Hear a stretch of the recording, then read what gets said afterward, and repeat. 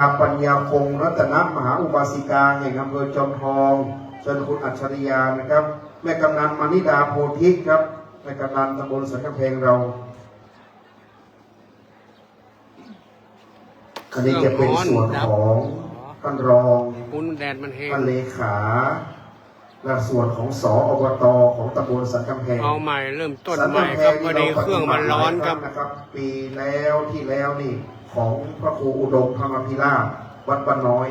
ก็ยิ่งใหญ่ครับยิ่งใหญ่เหมือนกันสันกำแพงปฏิบัตินะครับเพิ่มเติม2 ท่านครับ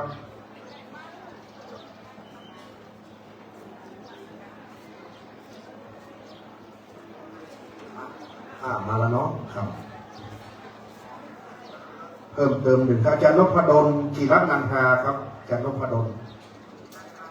จิรนันทราพรอาจารย์นพดลครับในชุดนี้นะครับชุดที่5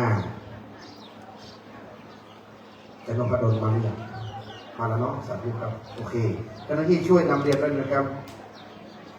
วันนี้ขอบคุณเจ้าหน้าที่กลุ่มพิธีการศพที่ได้รับพระราชทานที่7สำนักงานวัฒนธรรมจังหวัดเชียงใหม่เจ้าหน้าที่ช่วยดูแลหมดเลยครับสะดวกมากขอบคุณครับพระพัฒใจครับเจ้าหน้าที่ได้รับการฝึกอบรมตามพระบรมราโชบายของพระบาทสมเด็จพระเจ้าอยู่หัวมาแล้วดังนั้นเจ้าหน้าที่แต่ละชุดเนี่ยครับท่านจะให้คำแนะนำชี้แจงปฏิบัติเราต้องฟังเจ้าหน้าที่นะครับเพราะท่านได้รับการอบรมจากสำนักพระราชวังมาในเรื่องเหล่านี้ต้องฟังเจ้าหน้าที่ผู้ปฏิบัติครับจากงานชุดที่5นะครับด้วยความเคารพท่านพระครูบรรพตบรพิทักษ์เจ้าวาดวัดดอยซิวท่านอาจารย์พระครูสังวรคุณวัฒน์วัดสันเขาแคบกลางพระครูอัมพวันศรีละสังวรวัดม่วงเขียวพระครูโชติรัตนาลังการวัดบ้านใหม่ลังกาพระครูโสภิตทัศนียคุณนะครับวัดจันทธรรมรังสีพระครูทิพยพิมลวัดสันได้พระครูปริยัติวราคมวัดบ้านว่าพระครูสุเมธกิจวิธานวัดเปาสามขาพระครูปฏิบรธรรมวัดหนองหอยนะครับเก้านิมนต์ครับ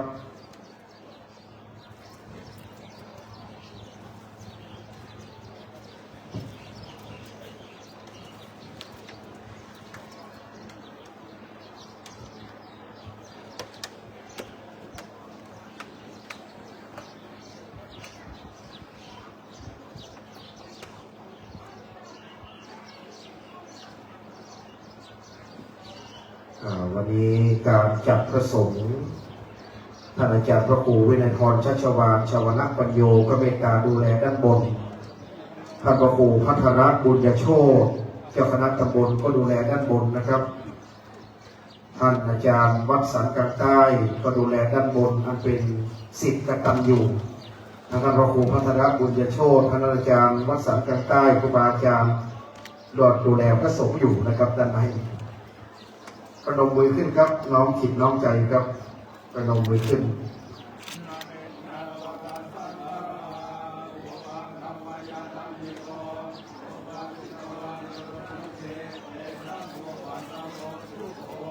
กราบในเมตตาครับวันนี้ท่านพระครูวินัยพรชัชวาลท่านเลขานุการเจ้าคณะอำเภอผู้รักษาการแทนเจ้าวาดท่านก็ดูแลอย่างงดงามพระครูพัทรบุญญโชติพระครูวิมลจันทวงศ์ลูกหลานแกตัญญูทั้งนั้นครับท่านเลขานุการอาจารย์เกษมศักดิ์วัดสันใต้ในกองงานเลขาก็เมตตาช่วยจัดพระสงฆ์นะครับนำเทียนถวายดูแลพระสงฆ์นี่เป็นบุญครับใครได้ดูแลพระสงฆ์ได้กราบได้ไหว้นี่เป็นบุญหมดได้เห็นธงชัยแห่งพระอรหันต์ก็เริ่มกราบไหว้ศรัทธาก็ชื่นใจสาวงามวันนี้ใกล้แล้วครับชุดที่6แล้วเดี๋ยวจะได้รับรางวัลแน่นอนได้ทราบว่ากรรมการเตรียมน้ำเย็นที่สุดตอนนี้แช่น้ำแข็งไว้ถึง8 ถังด้วยกันพร้อมนะครับอาจารย์พิตยาจันยาพงศ์เชิญพ่อหลวงสายยันแก้วดวงดีได้เชิญคุณศักดิ์สุบรรณคันธาเชิญคุณครูอัมพรอุ่นกิโนคุณคนึงนิตสิริครูเอกสิทธิ์แก้วอ้นครูสิริวัลย์แก้วอ้นท่านรองชัยนรงค์ชัยสารรองนายกเทศมนตรีแม่ปูคาคุณครูชินโชติธรรมสอนไปเชิญครับ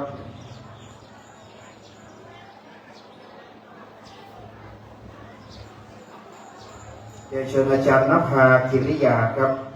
อาจารย์ณภากิริยา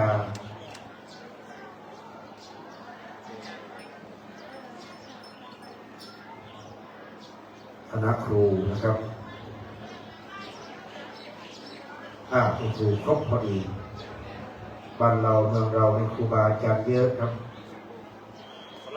ดูแลเจ้าภาพให้ทั่วถึงดูแลสาธุชนให้คู่ว่ากันชุดที่6รับพระไตรบางสุกุลนะครับในเชิญครับชุดที่6นะครับถ้าอันไหนเรียบร้อยนะครับเป็นระเบียบมันจะเร็วครับจะเร็วยิ่งดำเนินการไปเรื่อยๆไม่ขาดนะครับท่านเจ้าภาพ10 ท่านขึ้นพร้อมกันตุลุงเราในเกิดในปีมะเสงมูเล็กคนแปลงพวกมูเล็กไว้ครับตุลุงได้7 รอบนะครับ8 รอบพอดีนะครับ12 5 60เอาไม่12 ตั้งนะครับต่อไปนิมนต์10 รูปครับพระครูสิทธิภาวนานุศาสตร์วิปัสสนาธุระวัดดอยโพธิยามพระครูวีรสารโกวิทวัดบ้านใหม่ดอนแก้วแม่อ่อนพระครูสุพัฒน์ธรรมรังสีครูบาเจ้าวิสุทธิ์วัดจอมธรรมพระครูพุทธโกฏเจติยารักษ์วัดพระพุทธบาท400พระครูวิบูลย์กิติรักษ์วัดช่างแต้มเมืองเชียงใหม่พระครูไพบูลย์เจติยานุรักษ์ดรผู้ช่วยเจ้าวาดวัดพระธาตุดอยสุเทพราชวรวิหารท่านอาจารย์พระครูสิริยานวัฒน์วัดเชียงยืนพระมหาประยูรธรรมธีโรวัดไซบูรณ์ท่านอาจารย์พระมหาสุพนัสปิยพานีเลขานุการรองเจ้าคณะอำเภอสัตกำแพงวัดปัตตึงคูบาล่าพระครูวินัยพรณัฐพงศ์สิริพัฒจารีเลขานุการรองเจ้าคณะอำเภอสัตกำแพงวัดปงปะเอื้องนะครับครูบาพระบาทน่าจะติดศาสนกิจเดี๋ยวจัดรูปแทนนะครับครูบาพระครูพุทธโกฏเจติยารักษ์เราขอจัดรูปแทนครูบาวัดพระบาทถ้าหากว่าครูบาไม่ติดศาสนกิจก็คงจะมาตอนค่ำเดี๋ยวดูทีหนึ่งครับ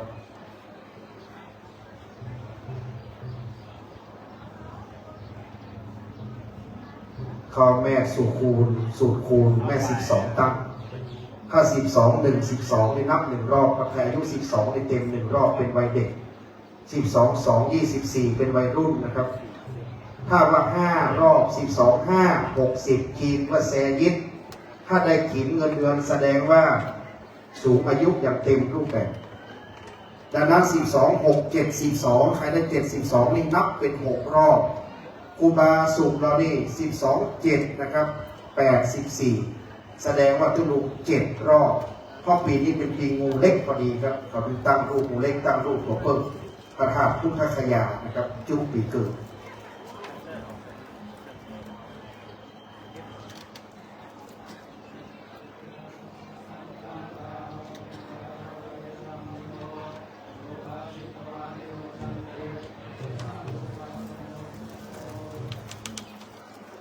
ในเมตตาครับ12 7 84 12 8 9 16นะครับจะได้8 รอบ12 9เป็น108ครับเคยมีคนถึงนะครับ9 รอบ12 10เป็น120มีพระอานนท์นะครับเป็นพระอรหันต์10 รอบ120วันนี้ขอบคุณท่านรองสราวุฒิที่วันได้ให้ข้อมูลชื่อนามอาจารย์เกษมเสวียงนี่ท่านเป็นเบื้องหลังนะครับชื่อนามเรียบร้อยส่งข้อมูลให้ตลอดท่านรองสราวุฒิที่วันประสภาไปหิวอาจารย์เกษมเสวียงนะครับในเรื่องเครื่องเสียงก็ดูแลช่วยในรายชื่อประสานงานไม่ขาดชุดที่7ครับด้วยความเคารพในการนี้เรียนเชิญท่านร้อยตำรวจโทสมบูรณ์วงศ์โสมะอาจารย์สายทองชัยวงศ์ร้อยตำรวจตรีสุรสิทธิ์มณีอรุณฉายอาจารย์ชัยนรงค์ชัยสารเชิญคุณอนันต์มหาไม้พ่อหลวงล่าเสมอกันพ่อหลวงบ้านหมู่12แม่หลวงสุพินขัตติวงศ์หมู่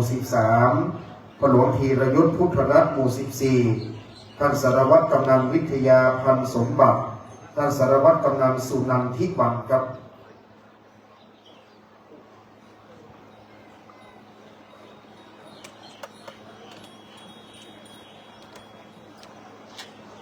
จากนั้นเรียนเชิญคุณสุนทรีชีพธรรมครับคุณสุนทรีชีพธรรมครับคุณสุนทรีน่าจะกำลังมาด้านหน้าวัดคุณสุนทรีชีพธรรมนะครับ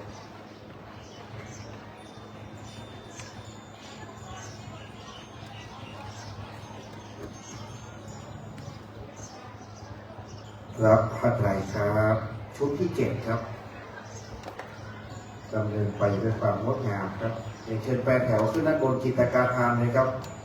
จิตรการทานเขาบอกปราสาทนั่นคือเมนแกนกลางเขาพระสุเมรุล้อมรอบปราสาทเขาจึงสร้างปราสาทมุมหรือปราสาทแก่งไว้4แก่งด้านเขาบอกว่าทิศตะวันออกบุพวิเทหทวีปปราสาทมุมที่1อ้อมมาด้านใต้ชมพูทวีปเขตเมืองพลตะวันตกอมรโคยานทวีปด้านเหนืออุตรกุรุทวีปสร้างปราสาทและจตุรทิศเป็นธรรมเนียมของการสร้างเมนปราสาทออกตามเตภูมิกถานะครับ10 รูปชุดที่7ครับพระครูวินัยพรยานวิทย์ยานวโรสันกุลือพระครูวินัยพรคณเดชจารุธรรมโมวัดสิริมงคลพระครูสังฆทานรวิมลวัดบ้านมอนพระมหาเรืองศักดิ์ธรรมวังโสที่พักสงฆ์ป่าเหียงพระครูสังฆรัตน์กำธรเขมกิโตวัดโรงธรรมสามัคคีพระครูสังฆรัตน์พีมวัดวัดน้ำร้องแม่แต่พระครูสังฆรัตน์กวีวัดทิตยาโนวัดสันมะแปดพระครูปฏิการธนาดลจันทปัญโยวัดมะขามพระครูไทยอุปกโรวัดหนองแสกท่านอาจารย์ภาพประหลัดพระวัดชัยขติยเมธีด็อกเตอร์วัดสันกลางป่าครับ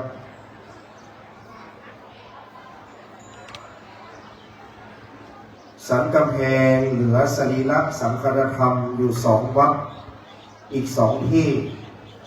ก็คือพระครูโอภาสปัญญาพิมลครูบาสายันวัดหิมออนน่าจะคงปีหน้ากับหลวงพ่อวัดสันกลางป่านะครับเดี๋ยวก็รอกำหนดการและอีก2 แห่งที่เหลือนั้นมันจะมีอายุยืนทั้งหมดนะครับเป็นร่มโพร่มไทรหรือใครได้เจ็บได้เปลี่ยนอย่างนะครับเดิมอายุเป็นร่มโพร่มไทรลูกหลานเป็นมันเมื่อทุกรูปเลยครับน้องประนมมือขึ้นนะครับชุดที่7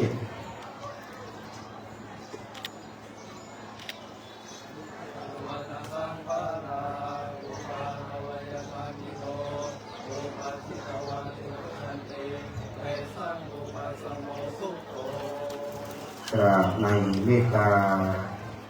แห่งคณะสงฆ์ทุกรูปด้วยความเคารพครับ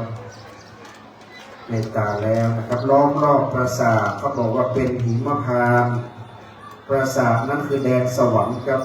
ทางไปสวรรค์มีทะเลสีทันดรกว้างใหญ่เชิงเขานั้นมีป่าหนึ่งชื่อหิมพานต์ในป่าหิมพานต์นั้นพันไม้นานาชนิดสัตว์ทั้งหลายนานาชนิดล้วนเป็นสัตว์แปลกขนาดนกยังมีหัวเป็นช้างดังนั้นล้อมรอบปราสาทจึงประดับประดาด้วยมวลดอกไม้นานานะครับกินนารีกินนาราร่ายรำแอนฟ้อนชุดที่8พ่อกำนันจะนำทีมพ่อหลวงทั้งนั้นดังต่อไปนี้ครับพ่อกำนันเตรียมศักดิ์โพธิประธานชมรมกำนันผู้ใหญ่บ้านอำเภอสันกำแพงพ่อหลวงสงวนศักดิ์กันแก้วหมู่1พ่อหลวงวิทูลอินถาหมู่3พ่อหลวงวัชรพงษ์ลิ้มศักดิ์รากุลหมู่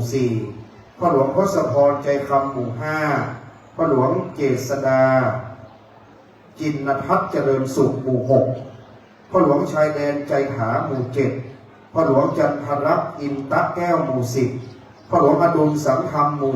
11แล้วก็พ่อหลวงสลาวุฒิคงเพชรศักดิ์หมู่8นะครับ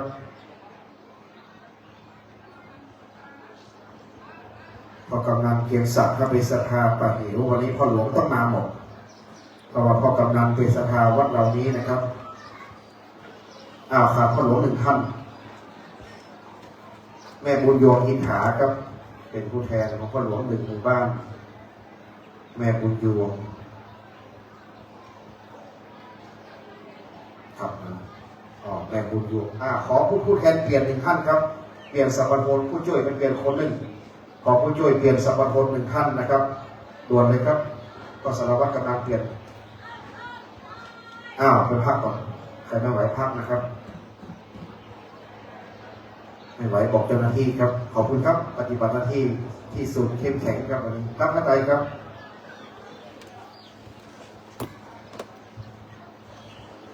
เดี๋ยวเชิญขึ้นด้านบนเลยนะครับชุดที่8นะครับเดี๋ยวจะเป็นชุดรองสุดท้ายแล้ว10 รูปท่านอาจารย์พระประหลัดสุทธิรักษ์อัครธรรมโมเจ้าวาดวัดแช่ช้างท่านอาจารย์พระประหลัดทิติวัฒน์ธีรธรรมโมวัดอรุณโชติการามหิมออนพระประหลัดสัตตายุธรรมธีโปเลขานุการเจ้าคณะตำบลปิงโค้งเขต1วัด อำเภอเชียงดาวนะครับวัดราชประดิษฐ์ประบงท่านอาจารย์พระสมุอุทัยสันตจิโตวัดหัวข้างหลวงท่านอาจารย์พระปฏิกาเจริญชัยปัญญาปัจโชโตวัดกิษณาดอยยาวพระปฏิกาปฐมพงศ์ขันติสัมปันโนวัดบ่อหินหนองเนียงท่านอาจารย์พระธิการเจษดาปัญญาวชิโรวัดคำซาพระธิการสมคิดสุทธิโตวัดจันทรวิโรธพระธิการสุรพลอภิวัฒโนวัดป่าแดงครับ10 รูปชุดที่ 8นะครับ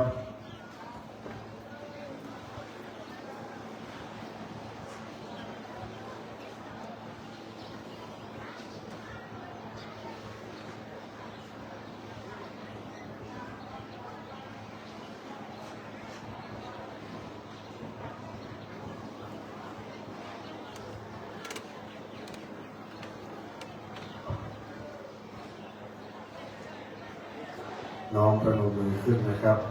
ชุดลำดับที่ 8ดอกไม้นานาประดับไว้ดุจดั่งหินมะพร้าวป่านั้นมหัศจรรย์นะครับต้นไม้ยังออกลูกเป็นคนชื่อว่าต้นมักกะลีผลสระน้ำในป่านั้นเรียกว่าสระอโนดางามลีลาใสเย็นผ่องแผ้วดอกไม้ส่งกลิ่นหอมดับรอบประสาทของหลวงพ่อนี่นะครับอนิจจาวัฏสังขาราอุปาทวยธรรมิโนอุปัชชิตวามิรุชันติเทสังภูปัสสโมสุโขกราบในเมตตาของพระคุณเจ้าครับชุดที่ 8วันนี้เราได้ร่วมกันงานของครูบาพระมหาเถระเรียกว่าปล่อยล้อก่อนมาก่อนลากประสาทเดี๋ยวนี้ลากไม่ได้ใช้ไฟเยอะเมื่อก่อนลากทั้งนกกับใช้ไม้มะพร้าวในรอง2 เล่มเมื่อก่อนเรียกแม่เหือแม่สะดึกถ้าฉลองวิหารกุฏิศาลาเนี่ยเรียกปล่อยหลวงโบราณกล่าวนะว่า10 ปล่อยหลวงมาเต้าปล่อยล้องานเดียวนะครับรับป่าเหวเนี่ยทั้งปล่อยหลวงแล้วก็ปล่อยล้อต่างหากแสดงว่าเข้มแข็งกว่าสมควรก็กำนันแล้ววันพรุ่งนี้หลับลุก10 โมงคนหนึ่งนั่นไม่ใช่ปล่อยล้ออย่างเดียวนะ10 ปล่อยหลวงเนี่ยมาเต้าปล่อยล้องานเดียวนะปราบเพราะว่าเอาปล่อยหลวงตัวเองชุดที่ 9นะครับพ่อหลวงสมบูรณ์อรุณมณีฉายครับพ่อหลวงสมบูรณ์มณีอรุณฉายพ่อสุทัศน์โนศักดิ์อาจารย์สศิธรประสบสุขผู้ช่วยณรงค์ชัยหมื่นสุขผู้ช่วยหมู่ 1ผู้ช่วยประทีปมหาวันหมู่ 1ผู้ช่วยมลิวันวรรณก้อนหมู่ 2ผู้ช่วยพิชัยสุภาผู้ช่วยสัญญาคำลือผู้ช่วยขจรศรีชัยบุญสูงผู้ช่วยชาตรีเสมอกันครับชุดนี้เป็นชุดรองสุดท้ายนะครับถ้าหากผู้ช่วยปฏิบัติหน้าที่อยู่นะครับก็ปฏิบัติหน้าที่ต่อนะครับเดี๋ยวจะจัดคนแทนถ้าการสัปปะโทนอยู่ไม่ต้องทอดนะครับเพราะเราได้ทำหน้าที่ของเราแล้วได้บุญแล้วครับถามที่ท่านได้จัดแทนเลยครับ3ครับ3กันเลยแล้วอีก2ขออีก2ท่านครับผู้ช่วยที่มาได้ปฏิบัติหน้าที่มาเลยบ้านไหนก็ได้1แม่คนครับเข้ามานี่อาจารย์นี่ครับเอาครูไปเป็นยังมา1 ท่านเข้ามาครับผมไปเลยคุณพ่อทางไหนแม่คนโอเคครับผมได้ครับ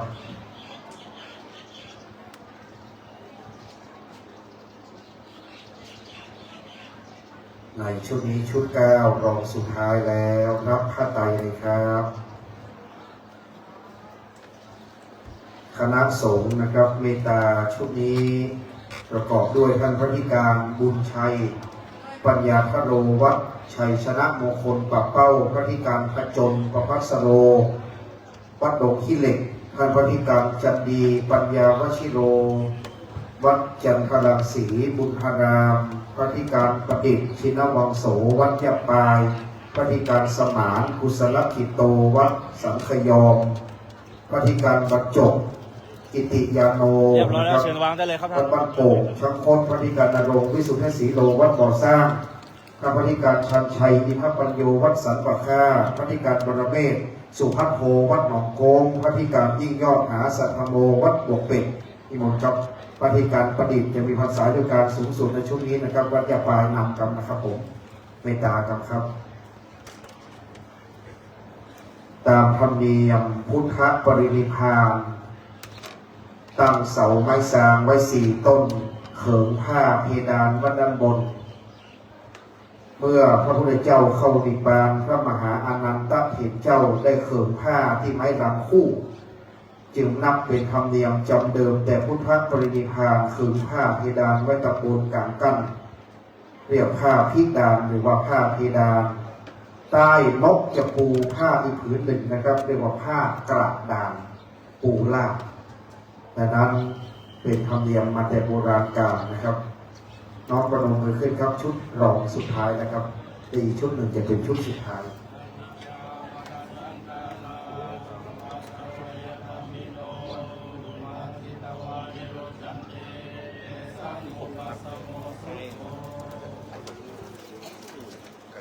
กราบในเมตตาแห่งพระคุณเจ้าชุดที่9ด้วยความเคารพครับตอนนั้นโบราณมาตั้งเสาไม้สร้างไว้4 ต้นปลายบนขึงผ้าพิดานยามไฟลุกล้วงขึ้นผ้าพิดานเกิ่งไว้มือไฟล้วงขึ้นเมืองอินเมืองพรหมยมราชเดือดร้อนแก่เทวดาทั้งหลายกั้นไว้สลาผู้มีความรู้ปูผ้าลาดไว้ใต้นกหักเรียกว่าผ้ากระดานมือไฟล้วงลงไปเมืองคุดเมืองนาคบาดาลกำไตเดือดร้อนแก่สรรพสัตว์ทั้งหลายนะครับชุดสุดท้ายครับพ่อกำนันชเวงพวกอินแสงพ่อกำนันตำบลห้วยทรายเรียนเชิญผู้ช่วยกนกพรพันพรผู้ช่วยก้องกิดากรนันตาผู้ช่วยนงครานโพธิสัมพ่อกำนันไกรสอนมหาวันอาจารย์อนันต์ริมแสงปินคุณศรีพันธ์กิจบำรุงคุณไพโรธชุตินทาสีคุณสวัสดิ์อ้ายเสาคุณรัตนาจอมพันธ์ครับ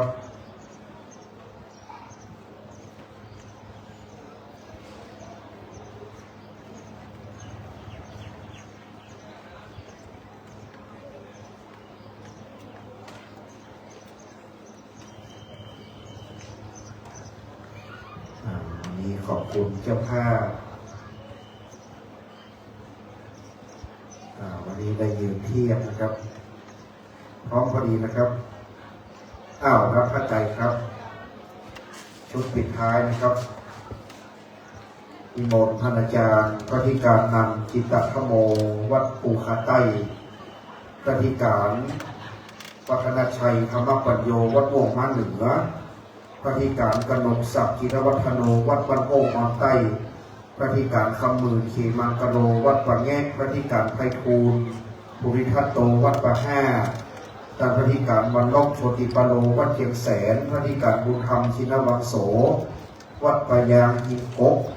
จังหวัดเชียงรายเรียบร้อยแล้วเชิญวางได้เลยครับท่านพระธิการพระอาจารย์พระยุทธการครับวัดสันติวรรณารามพระอาจารย์พระจตุพลจันทสโรวัดสันโกงท่านอาจารย์กนกทรัพย์กตะปุญโยวัดห้วยปอม10 รูปเป็นชุดสุดท้ายนะครับ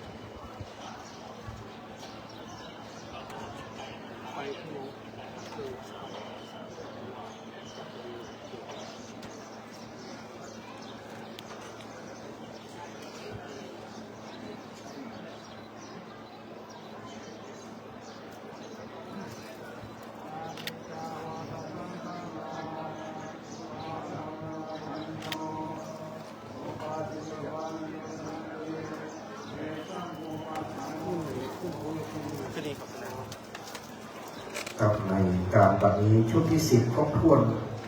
ในการโปรดเมตตาครับสุดท้ายจะเป็นพระไตรบางสุกุลไตรปิฎกก่อนครับ1 ไตร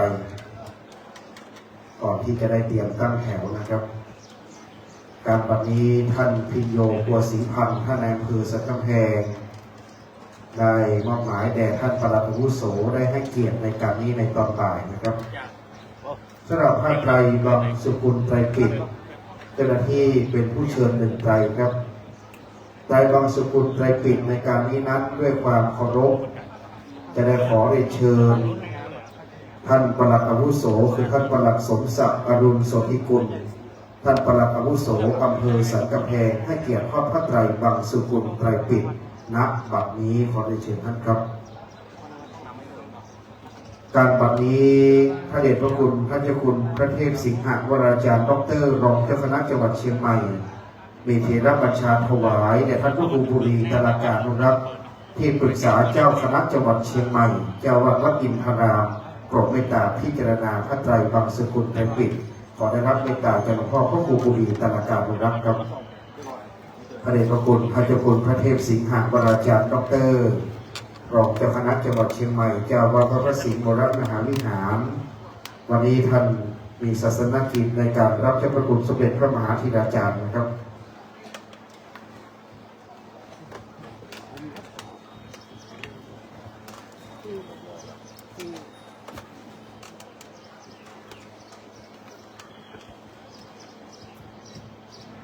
สาธุชนน้อมประนมมือครับพระไตรบางสุกุลไตรปิฎก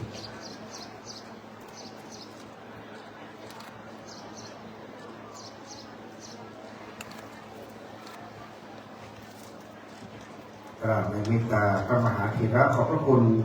ท่านปลัดสมศักดิ์อรุณโสภิกุลครับท่านปลัดอาวุโสอำเภอสันกำแพงได้ให้เกียรติปฏิบัติหน้าที่แล้ว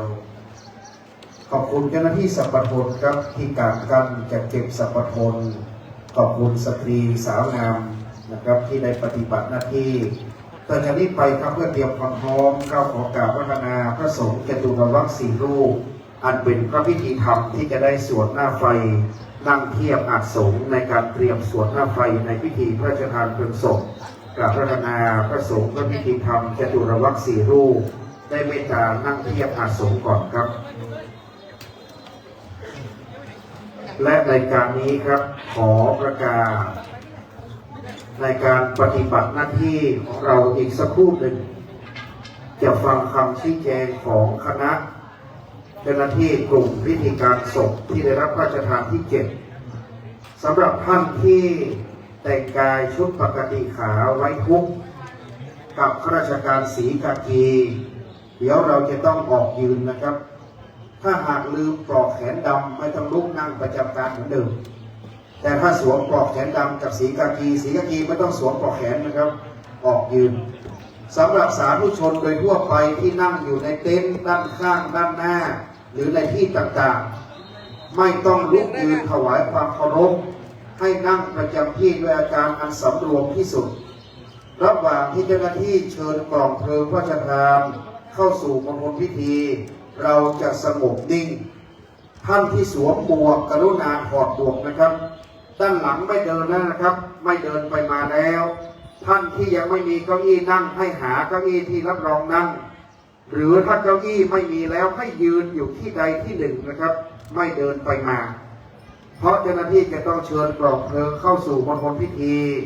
ท่านที่สวมหมวกกรุณาถอดหมวกนะครับด้านหลังหาที่นั่งด้านหน้านั่งประจำการนั่งประจำที่ปัจจุบันนี้ขอเชิญคณะข้าราชการผู้แต่งกายชุดปกติขาวไว้ทุกข์และสีกากีออกตั้งแถวตรงกลางด้านหน้าฟังคำชี้แจงครับ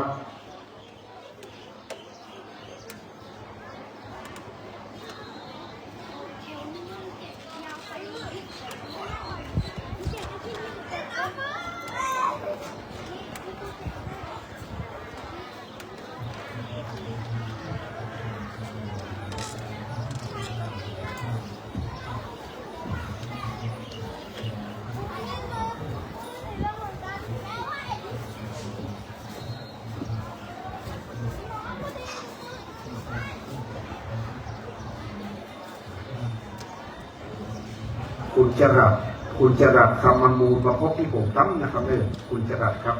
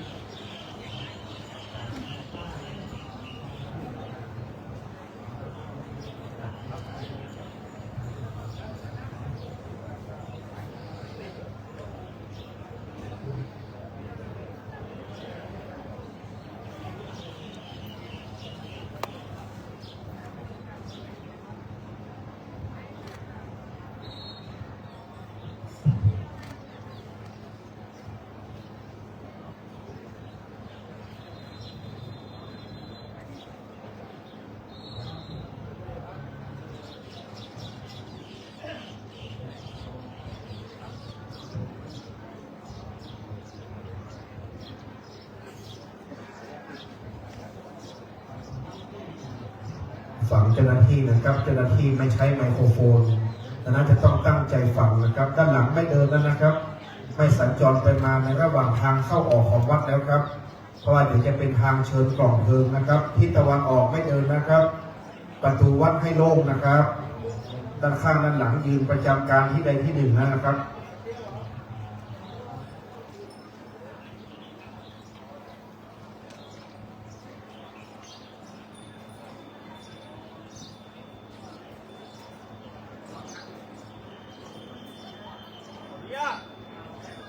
การตั้งแถวรับกองเพลิงพระราชทานครับเบื้องต้นเจ้าที่ผู้เชิญกองเพลิงพระราชทานมาถึงบริเวณงานเจ้าที่เดินผ่านแถวตั้งรับกองเพลิงพระราชทานยืนอยู่ในท่าตรงไม่ห้วยไม่หลวมกับเราครับหลังจากนั้นผู้เชิญกองเพลิงพระราชทานจะเชิญกองเพลิงพระราชทานไปตั้งยังโต๊ะรับรองเจ้าหน้าที่ยกมือไหว้กองเพลิง1 ครั้งญาติผู้ร่วมงานตั้งแถวรับกองเพลิงพระราชทานไม่ต้องแสดงความเคารพใดๆทั้งสิ้นหลังจากนั้นเจ้าหน้าที่ผู้เชิญกองเพลิงพระราชทานจะอยู่เบื้องหน้ายืนอยู่ในท่าตรงพนมมือเก็บตั้งแถวรับกองเพลิงพระราชทานพนมมือของเจ้าหน้าที่ยกมือไหว้1 ครั้งเจ้าผู้รับของพระราชทานยกมือไหว้ของเจ้าที่มากเลยครับไม่มีญาติเดียวท่าตรงครับ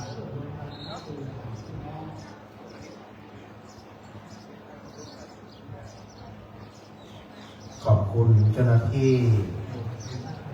กลุ่มพิธีการศพที่ได้รับพระราชทานที่ 7สำนักงานวัฒนธรรมจังหวัดเชียงใหม่ได้ให้คำชี้แจงและแนวปฏิบัตินะครับที่ได้สัญญาณเลยนะครับในการเชิญกองเพลิงในการนี้ด้วยพระมหากรุณาธิคุณของพระบาทสมเด็จพระวชิรเกล้าเจ้าอยู่หัวรัชกาลที่ 10แห่งพระบรมราชจักรีวงศ์ผู้ทรงพระคุณอันประเสริฐได้ทรงพระกรุณาโปรดพระราชทานเพลิงศพพระครูปิยวรรณกรสันติสุขปิยวรรณโนอันเป็นพระมหาเถระบาอาจารย์ด้วยความเคารพในการนี้เจ้าหน้าที่จะเตรียมเชิญกองเพลิงพระราชทานนะครับ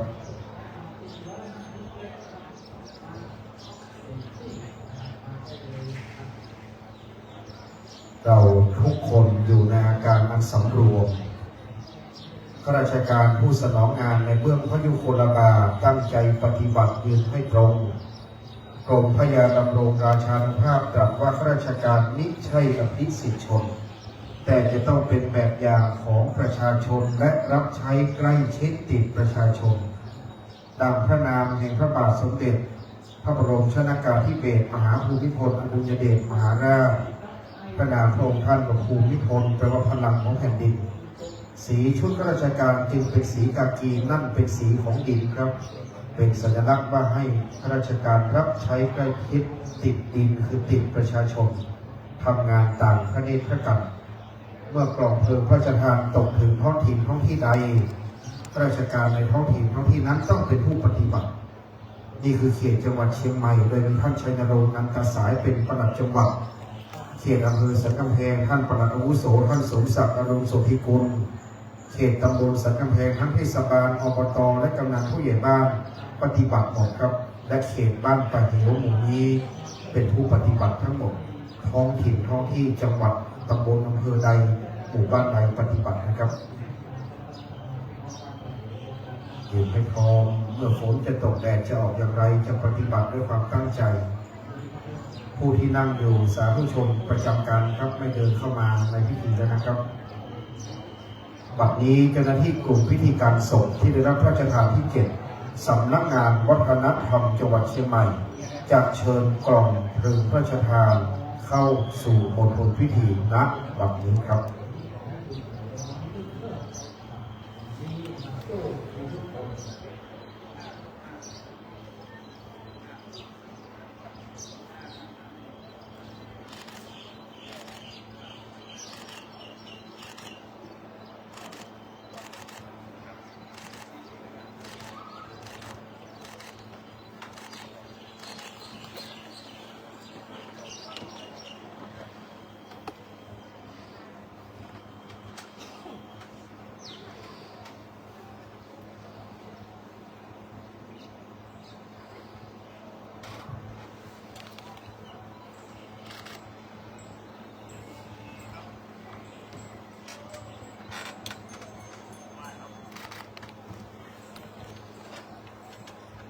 พระคุณเจ้าหน้าที่กลุ่มพิธีการศพที่ได้รับพระราชทานที่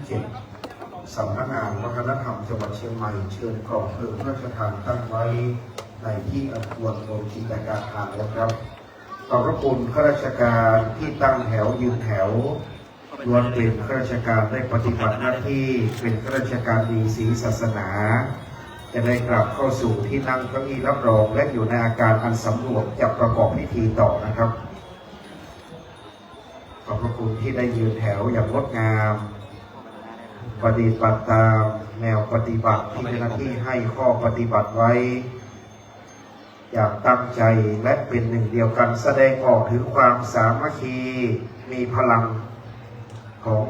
ทุกท่านที่ได้ปฏิบัติร่วมกันในการนี้นะครับ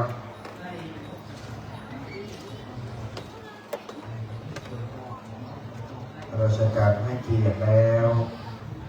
เขานำที่นั่งรับรองให้พร้อมอยู่ในอาการอันสำรวมน้อมที่จะได้เข้าสู่พิธีการประกอบพิธีการพระราชทานเพลิงศพนับเป็นเกียรติของพระมหาเถระที่ถึงแก่มรณภาพที่ได้สร้างความดีไว้ตลอดชีวิตได้บำเพ็ญเพียรศาสนกิจตลอดกาลที่ผ่านมาวันนี้ด้วยพระมหากรุณาธิคุณในพระบาทสมเด็จพระวชิรเกล้าเจ้าอยู่หัวนะครับเมื่อข้าราชการนั่งที่รับรองแล้วหลังจากนี้จะเป็นการอ่านหมายรับสั่งการอ่านหมายรับสั่งวันนี้ได้รับเกียรติจากท่านปลัดสมศักดิ์อรุณโสธิกุลปลัดอาวุโสอำเภอสันกำแพงและการอ่านประวัติคือคุณจรัสคำมามูลอันมีศักดิ์เป็นหลานพระครูปิยวรรณกรก่อนอ่านหมายรับสั่งผู้อ่านจะต้องหันหน้าไปทางทิศที่พระบาทสมเด็จพระเจ้าอยู่หัวประทับอยู่คือทางทิศใต้จึงถวายความเคารพและจึงอ่านหมายรับสั่งหลังจากจบแล้วผู้อ่านจะได้ถวายความเคารพอีกครั้งหนึ่งจึงอ่านประวัติเชิญทั้งสองท่านยืนเทียบพร้อมกันณบัดนี้ครับ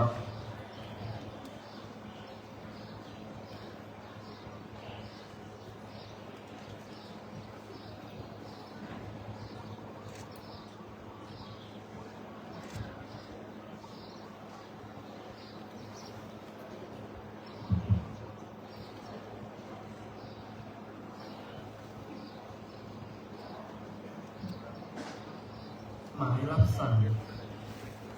ที่16952สำนักพระราชวัง17ธันวาคม2567พระบาทสมเด็จพระเจ้าอยู่หัวทรงพระกรุณาโปรดพระราชทานเพลิงศพพระครูปิยวรรณกรสันติสุขปิยวรรณโนอดีตเจ้าอาวาสวัดป่าเหวณเมนชั่วคราววัดป่าเหวอำเภอสันกำแพงจังหวัดเชียงใหม่วันอาทิตย์ที่ 16 กุมภาพันธ์ 2568 เวลา 15 นาฬิกาพระราชทานเพลิงศพหน้าที่กองพระราชพิธี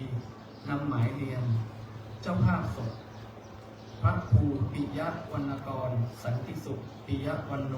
เพื่อทราบติดต่อขอรับกล่องเพลิงพระราชทานที่กระทรวงวัฒนธรรมไปปฏิบัติพลอากาศเอกสถิตพงศ์สุขวิมลเลขาธิการพระราชวัง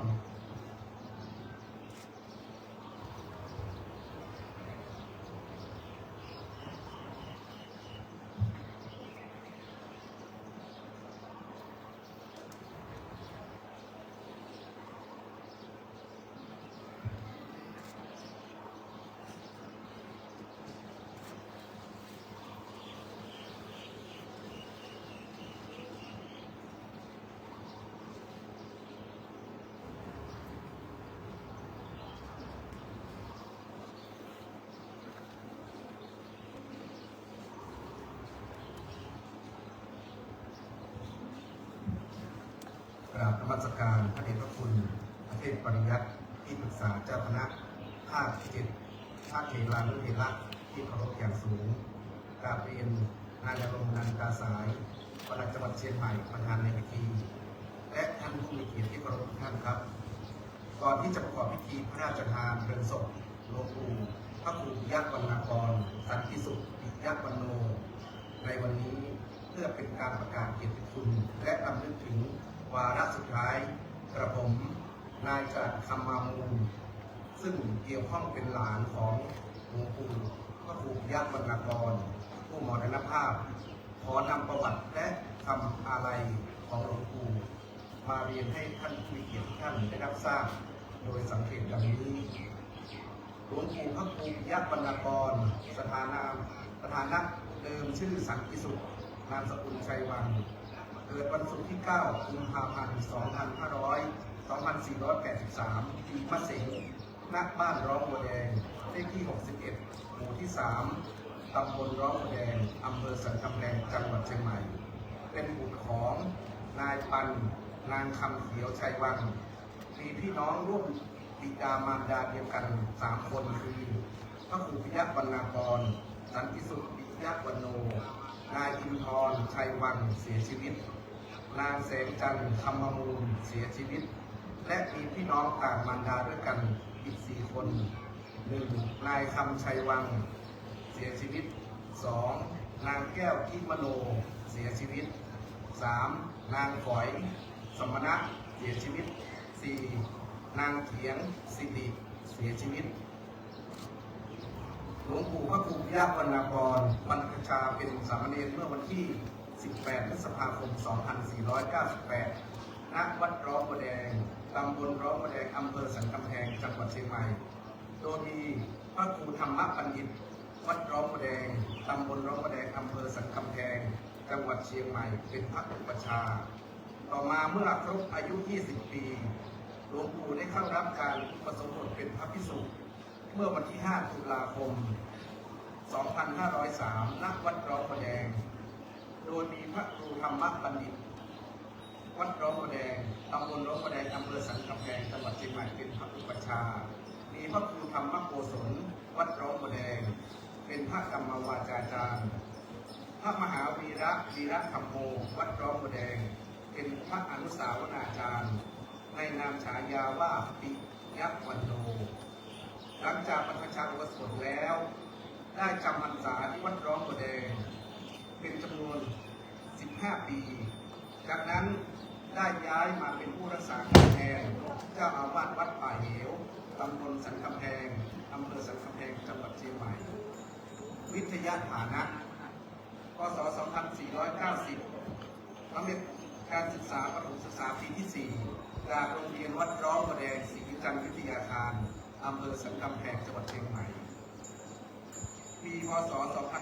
2503 สอบได้นักธรรมโทสำนักเรียนวัดร้องบัวแดง อำเภอสันกำแพง จังหวัดเชียงใหม่ งานปกครอง พ.ศ. 2513 เป็นเจ้าอาวาสวัดป่าเหว ตำบลสันกำแพง พ.ศ. 2526 เป็นเจ้าคณะตำบลสันกำแพง พ.ศ. 2535 เป็นพระอุปชฌาย์ สมณศักดิ์ พ.ศ. 2514 ได้รับการแต่งตั้งเป็นพระไปฎิกาฐานานุกรมของพระศรีธรรมบัณฑิต รองเจ้าคณะจังหวัดเชียงใหม่ พ.ศ. 2533 ได้รับราชการสมณศักดิ์เป็นพระครูสัญญาบัตรเจ้าคณะตำบลชั้นตรีในราชกินานามพระครูปิยะวรรณกร พ.ศ. 2549 ได้รับราชการเพื่อสมณศักดิ์เป็นพระครูสัญญาบัตรเจ้าอาวาสวัดราชโตในราชกินานามเดิม พ.ศ. 2558 ได้รับราชการเลื่อนสมณศักดิ์เป็นพระครูสัญญาบัตรเจ้าอาวาสวัดราชเอกในราชกินานามเดิมบ้านป่าชีวิต หลวงปู่พระครูปิยะวรรณกรได้เริ่มมีอาการอาพาธเมื่อประมาณเดือนกุมภาพันธ์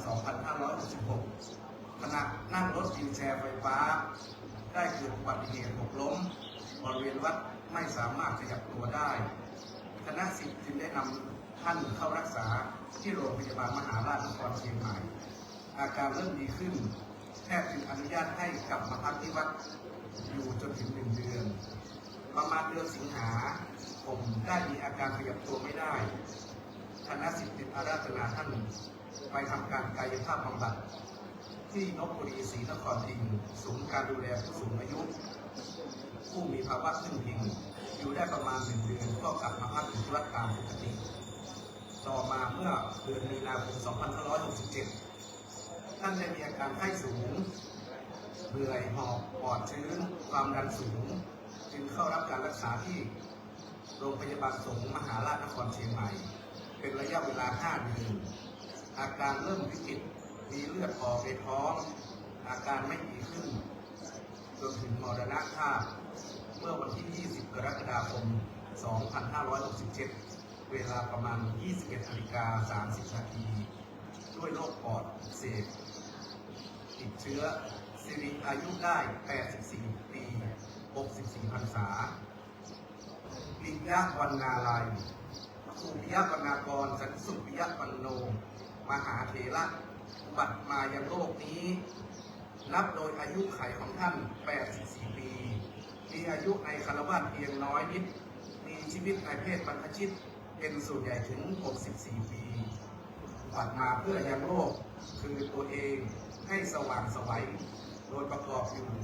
ในทางสุจริตกุศลธรรมยังโลกแห่งสังคมส่วนหนึ่งให้สว่างไสวเป็นพระมหาเถระผู้รับตัญญูชีวิตละวัยที่พฤติกรรมทางกายวาจาและทางใจอันงดงามท่านเป็นผู้มีวาจาสุภาษิตคำกล่าวคำสัตย์คำจริงพูดได้ทำได้ไม่มีวาจาพุจริตการปฏิบัติหน้าที่เป็นครูสอนเป็นอาจารย์ฝึกเป็นพระอุปัชฌาย์ผู้ให้การอุปสมบทเป็นผู้บริหารในระดับเจ้าอาวาสย่อมเป็นที่ตั้งแห่งความรักความเคารพนับถือนอกควรแก่การบูชากราบไหว้แก่คนทั่วไปและบรรพชิตการมรณภาพของหลวงปู่พระครูปิยะวรรณกรจึงเป็นที่อาลัยของพระผู้อยู่ภายใต้การปกครองพระผู้ร่วมทำงานตลอดถึงคณะสงฆ์ที่ท่านได้มีโอกาสร่วมงานด้วยกันมาท่านผู้มีเกียรติครับชีวิตความตายเป็นของคู่กันที่ใดมีเกิดที่นั่นมีตายชีวิตของสัตว์โลกทั้งหลายถูกความเกิดความเจ็บความแก่เบียดเบียนย่อมเสื่อมสิ้นไปตามกาลเวลาด้วยอำนาจแห่งพระคุณพระศรีรัตนตรัยและคุณกุศลคุณงามความดีหลวงปู่พระครูปิยะวรรณกรที่ได้ปฏิบัติบำเพ็ญมาตลอดถึงคุณกุศล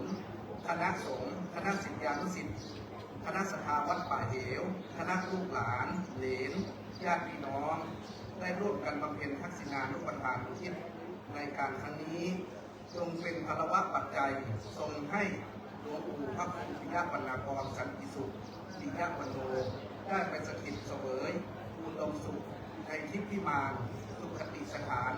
ในสัมปรายภพด้วยเถิดเชิญท่านได้โปรดยืนขึ้นพร้อมกันและอยู่ในการอันสำรวมครับ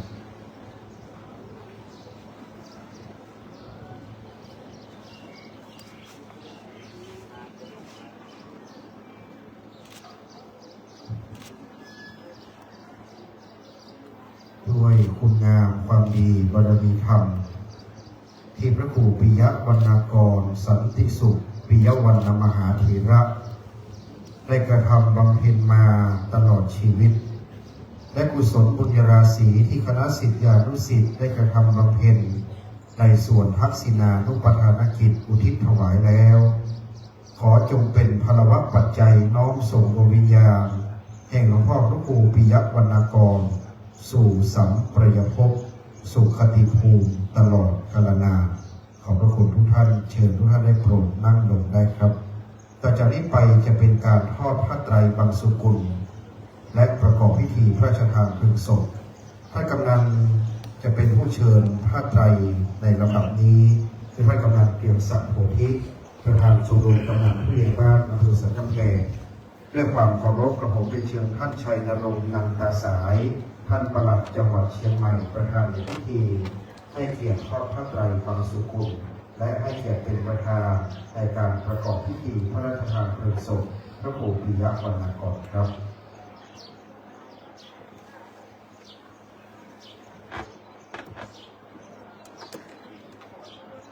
และในการบัดนี้เก้ากระผมขอกราบเรียนอาราธนา พระเดชพระคุณหลวงพ่อพระเจ้าคุณพระเทพปริยัติที่ปรึกษาเจ้าคณะภาคเจ็ดเจ้าวาดวัดเจ็ดยอดพระอารามหลวงได้โปรดเมตตาเป็นประธานพิจารณาพระไตรปิฎกสุขุมณปัจจุบันขอการอารัธนาครับสาธุชนน้อมประนมมือขึ้นนะครับพระเดชพระคุณพระเจ้าคุณพระเทพปริยัติท่านเป็นพระราชาคณะเป็นพระมหาเถระผู้ใหญ่เจ้าคณะผู้ปกครองสงฆ์ผู้เมตตาของน้ำนาเราน้อมประนมมือไหว้พร้อมกันครับ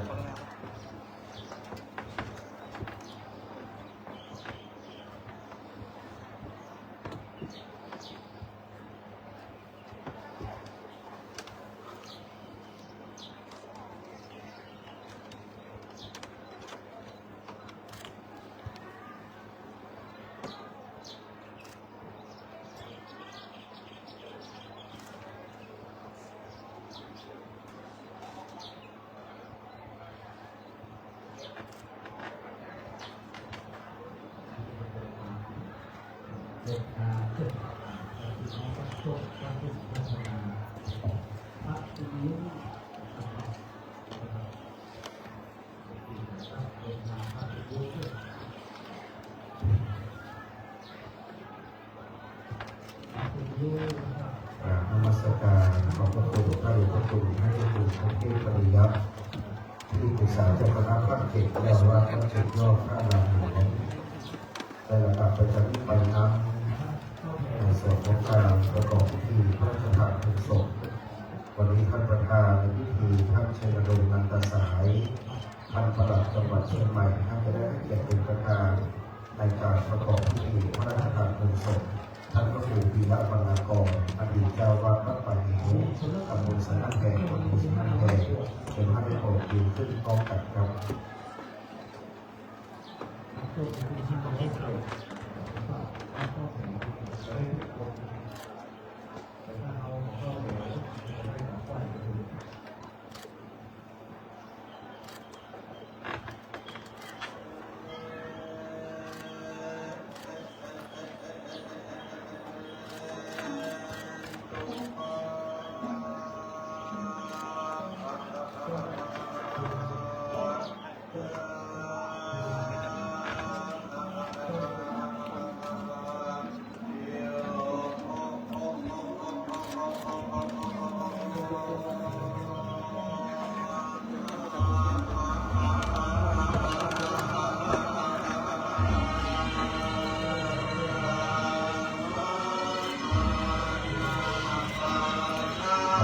ท่านจะนำลงการประสานจะไม่ได้เปิดนั่งลงพร้อมท่านประธานครับ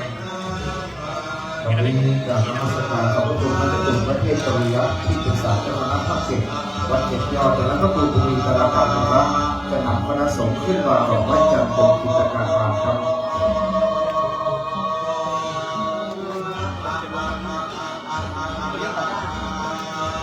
ลงใต้ขวา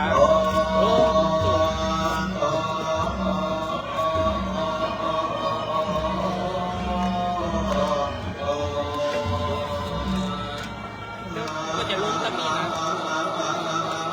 ก็ลงแม่กัน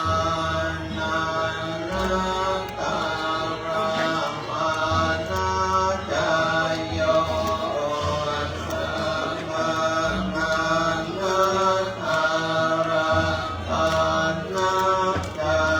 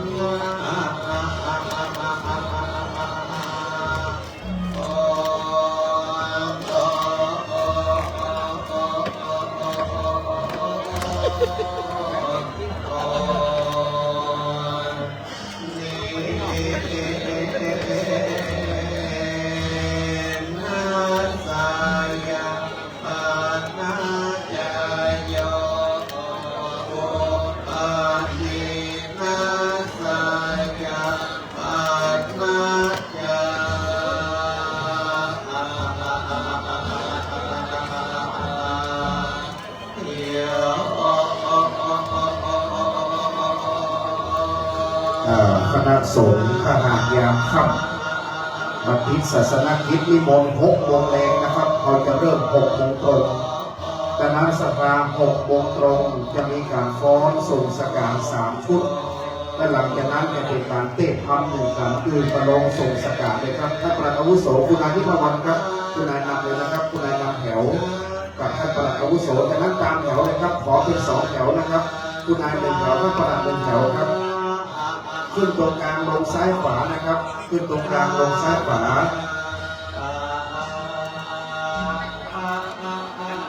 ขอ2 แถวนะครับ เก็บได้หรอไอ้ยุ่งกับมันแน่ 2 แถวครับ6 โมงแรงเจอกันเด้อ6 โมงแรงตรงเวลานะครับ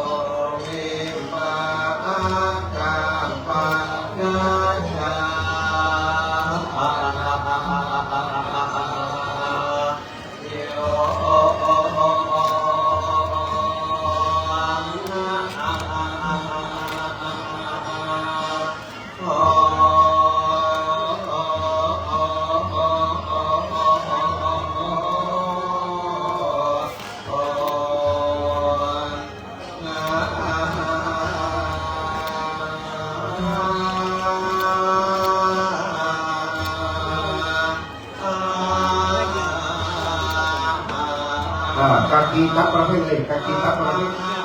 เขาจะได้ขวางโต๊ะนะครับกากีทับไปซ้ายเลยกากีทับซ้ายครับกากีทับซ้าย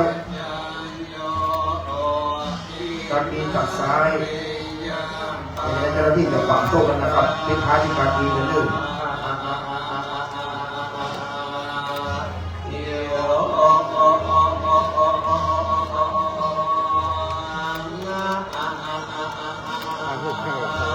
เติมชุดกากีเนอร์สภาประชาชนวางด้านล่างที่พานสีทองสภาประชาชนวางด้านล่างที่พานสีทองนะครับเจ้าหน้าที่ขวางโต๊ะเลย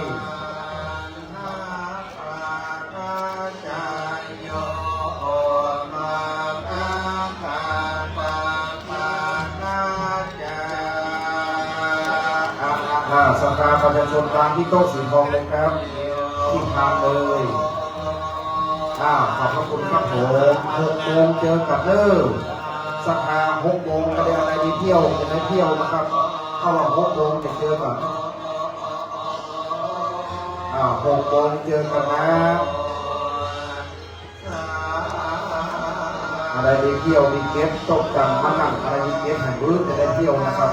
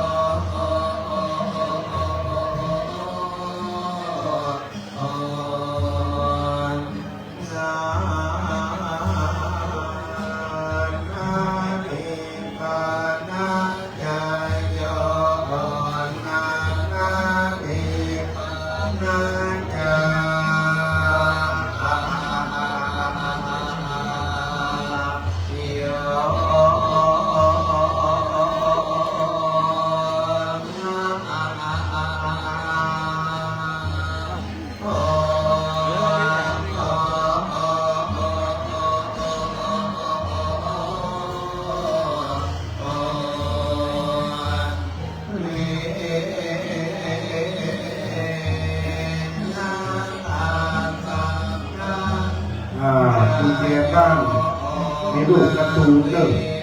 กุญแจขาวทำไมทบกระเทียไปทบสังเกตเนอกระเทียบ้านกระเทียร่มกระเทียหัวทำไมทบมาเนอ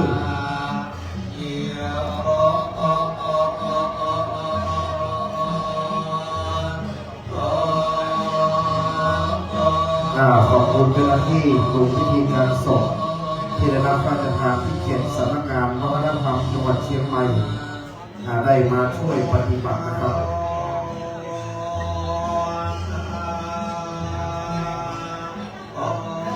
เห็นเลยเห็นน้ำเลยเห็นน้ำเลย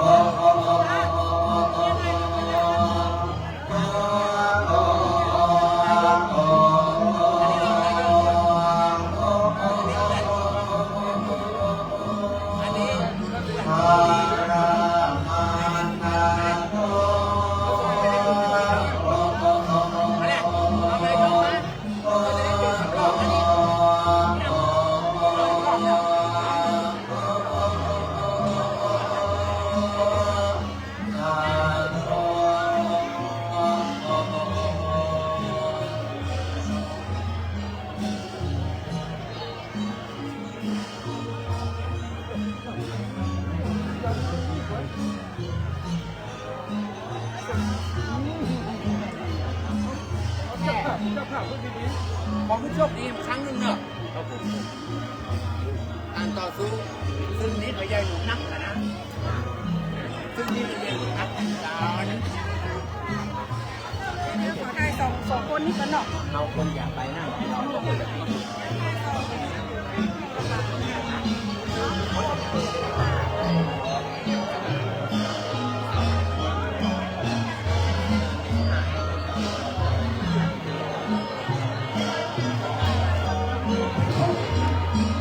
ครับตอนนี้ภารกิจของใครผู้รับผู้ใหญ่แล้วก็สำนักพระสำนักงานพิธีเกษตรราชนะครับก็เรียกว่าของกลุ่มพี่น้องบ้านน้อยแดงกำพลแดงน้อยได้อยู่ที่เป็นกรรมการบ้านเราเก็บพงนะครับเก็บพงสีเขียวเรื่องกับเก็บพงนะครับผู้กองชาติประกาศระบุกำเนิดพี่น้องบ้านเรากระจายไปทั่วกันเก็บพงแล้วอีกสถานที่ในการพระราชทานโดยโซนนะครับตรงนี้นะครับเดี๋ยวของบ้านเราช่วยแต่ได้มาด้วยกำเนิดเดี๋ยวนะครับคนขับรถบ้านภาษีมาของด้วยนะครับมาเก็บของด้วยนะครับคนขับรถบ้านภาษีครับของชาติของกรรมการไปพูดเลยก่อนไปที่ผู้หลักผู้เอาหลังหน้าน่ะอยากจะยุ่งมาช่วยเก็บจะทำให้แจ้งสถานที่ไปนะครับ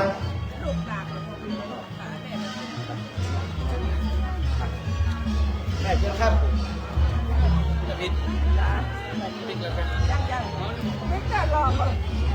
แม่สบายเดียวหน่อยแม่เราอ้วนเฮ้ยสมบูรณ์เนาะ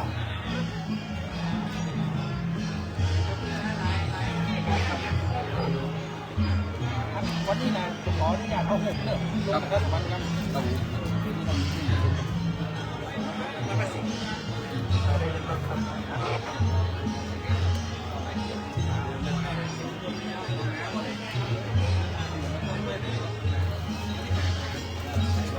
ผู้กองชาติเป็นข้าราชการจังเนาะ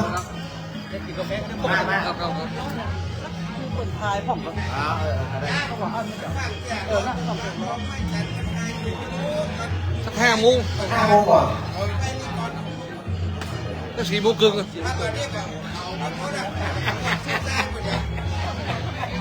โอ้ร่วมทำบุญร่วมทำบุญทำบุญให้เออมาพูดกันมั้ยมา ท่านโตวันที่พระสิงห์มาเอาขวด ศรัทธาหน่วยงานข้าราชการชมรมป้องกันการผู้ใหญ่บ้านท่านผู้ช่วยปิดไปเปลี่ยนผ้าเด้อปิดไปเปลี่ยนผ้าแล้วเอากำลังพลมา4 โมงเกิงแมลง4 โมงเกิงแมลงเขาจะได้เก็บได้เที่ยวได้พัดอันใดที่มันจะไหม้ไฟนะครับที่มันจะโดนไฟที่มันจะเปียกเขาจะต้องโยกย้ายทั้งหมดนะครับเด้อดังนั้นก็ขอกำลังพลในเวลา 16:30 นาที4 โมงเกินนะครับเด้ออาจจะได้เที่ยวพัดสถานที่ทุกวันเรียบร้อยนะครับเพราะว่าจะเริ่มพิธีแห่งกรรม6 โมงแมลงเป็นต้นไปมาก่อนนั่งหน้ามาจ้าได้อยู่ปากประตูวัดนะครับเด้อดังนั้นนำเรียนพี่น้องศรัทธาเด้อยุติเพียงเท่านี้เพราะว่าใช้งานตั้งแต่แต่ยาว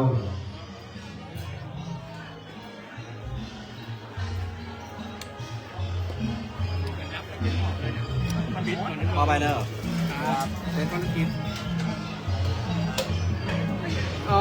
ขอพักกล้องก่อนนะครับเนาะช่วงเย็นๆก็มาเจอกันแหมรอบหนึ่งนะครับบ๊ายบาย